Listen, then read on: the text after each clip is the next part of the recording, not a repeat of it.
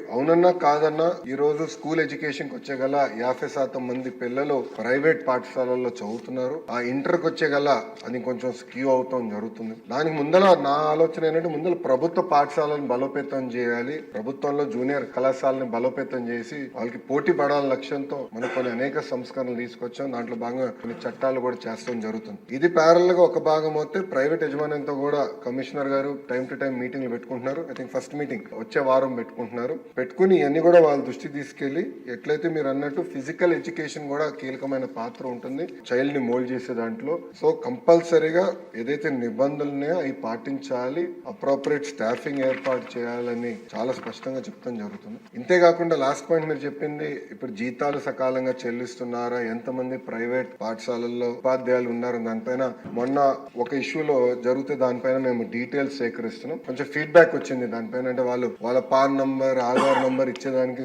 అనుకూలంగా లేరంటే దాన్ని ఎట్లా చేయాలనే దానిపైన వచ్చే వారం ప్రైవేట్ యజమానితో కూడా కూర్చుని వాళ్ళకున్న సమస్యలతో పాటు ప్రభుత్వానికి ఎలాంటి ఇన్ఫర్మేషన్ కావాలి, అది ఎట్లా హోలిస్టిక్ ఎడ్యుకేషన్ కి ఆ ఇన్ఫర్మేషన్ ఏదైతే అవసరం ఉందో అది తీసుకుని ఒక ఆన్లైన్ మెకానిజం ద్వారా చేయాలనే లక్ష్యంలో మన ప్రభుత్వం పనిచేస్తుంది.